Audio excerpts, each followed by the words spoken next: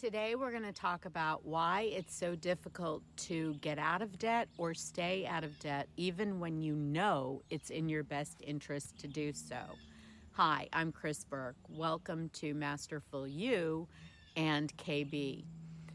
Debt's an interesting one. A lot of us experience it. And, it's one of those things where I've certainly been in debt. I closed a business down in 2008 and I was left with a pile of debt after the dot-com bubble burst.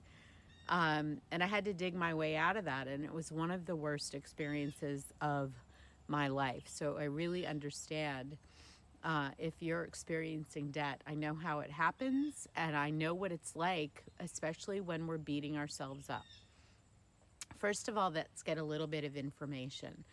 The Law of 72 is going to tell you some really important information about interest. If I take my interest rate of, let's say, 20%, and I divide it into 72, that gives me roughly 3.5.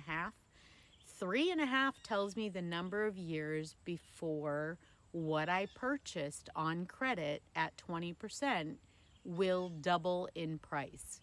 So in other words, after 3.5 years, I will have paid in interest the same amount that I paid for whatever it is that I purchased. That's an important piece of information, because when you're looking at interest rates, let's say it's 30% or 35%, it's telling you, okay, you put this on credit, it's going to cost you double in 2 years. If it takes you a year to pay it off, you will have paid 50% more. So everything that you purchase on credit that actually interest kicks in, that you don't pay off right away, you're going to be paying more for. And what that's going to do is take away your ability to pay for your day-to-day expenses, right? You'll have less cash flow because it's going into interest. One thing you may not realize is that banks are actually legally allowed to lend out 10 times or more money for every dollar they have. So in other words, the dollars that you're paying interest on, 9 other people could be paying interest on that same dollar, or those same dollars. So that's kind of interesting. I like to know the game a little bit. I mean, obviously it works really well for the creditors, which is why they're constantly sending you offers and saying, here, take my card, because it's a good deal for them. They're making interest on money they don't even have. But for you, debt is just a dangerous place to be. And when we get there, the key is to be able to look at the situation and have grace, show yourself grace, right? Because it's our unconscious patterns. We live in a society that loves credit, right? Our government in the US loves credit. So the fact that you got yourself into a debt situation is really because look at the environment that you live in. If you didn't have people who were educating you from day one on how the financial systems work and how you can benefit or stay, on the right side of it, then you ended up in debt like everybody else. So just to say, this is where my past experience was, what I will help you with is getting yourself into a mental, emotional space where you can create a different experience for yourself going forward if that's what you want. But in order to create this new experience, we have to take an honest look at where we are. And I invite you to do that without criticizing yourself. Look at the criticism video down below and to see what, why criticism is such, is not the way to go. Let's just say criticism is not the way to go. So let's do a little bit of an exercise, and let's start with, on a scale of 1 to 10, we're going to use what I call the compass. On a scale of 1 to 10, with 1 being my debt is so bad I can barely get out of bed in the morning and can't sleep at night, to a 10, which is I'm totally at peace with the fact that I have debt. I understand what it is, and I know that each day it's getting a little better because I'm taking the action that's in my best interest. Where are you on that scale right now? This is an intuitive question. Whatever answer pops up, that's your answer. Just take it, write it down. Okay, now we're going to interview that experience. So we're going to find out what's going on. As Freud said, our conscious mind, the ones that we're using right now, are the tip of the iceberg. All of this other information is available to us and it's unconscious. So we want to access that in order to make better decisions for ourselves. And one of the things we want to do is find out what's going on currently in that unconscious. We're going to interview it. So we're going to say, what am I thinking? When it comes to my debt, what are the thoughts that I'm thinking? What are the feelings that I'm having? We're going to look at our emotions, what's coming up from our unconscious that's signaling us emotionally. What am I saying and doing to myself and others? What's your money talk? What's your debt talk? Are you honest about where you are financially, or are you feeling ashamed? Is that something you think you need to hide? What are you sensing in your body when you think about debt and you scan your body? Where is that tension, or is there any? I remember for me, for many years, anytime I started thinking about money, I got this incredible tightness in my chest and in my throat, and my head would start to spin.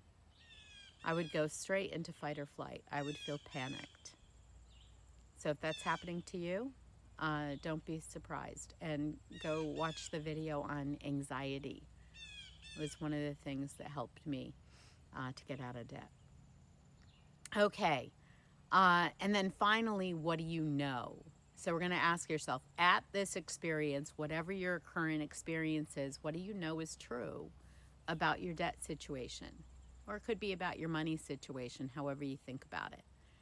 This is your starting point. This is so important, because if we look at the reality of where we are, what we're thinking and feeling, etc., then we can decide where it is that we want to be. Now we're looking at the truth. We're not looking at excuses or justifications or blaming ourselves or any of those other things that just waste our energy. We're looking at the truth. If I want to go from where I am to where I'm going, I have to actually start with the reality of where I am. And you've just done that. So now we're going to look at, where are you going? Set your destination. Where do you want your experience to be on that 1 to 10 scale? I always recommend that you start with a 7 or 8, or something that feels kind of achievable, and also not a 10, because as your experience gets better and better, you become more at peace in your skin. You are going to find that a 10 is like way better than you were even able to imagine when you were at a lower number on the scale. All right, choose that number, and now we're going to set that destination. We're going to create a picture for ourselves, an experience for ourselves of where we're going. So we're going to say, when I am at this number that I've chosen, at my destination, I am going to think what? What are the thoughts that you're going to be thinking? Put yourself in that energy. What are the feelings that you are going to be having? What are you going to be saying and doing to yourself and others? What are you going to sense in your body? How is your body going to be different? And finally, what will you know is true about you and your relationship with debt? Okay, so you've set this destination. Really allow yourself to get into that energy, because it is the energy of that experience that will bring about your debt-free living. It's actually choosing to engage with that energy now. So the last thing is to ask, what do I need to know or do to take that next step in my experience from where I am to where I'm going?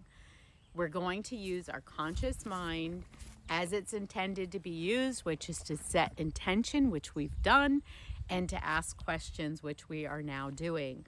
Our unconscious mind's job is to bring about the situations or the steps that will lead us into our desired destination, and also to answer our questions.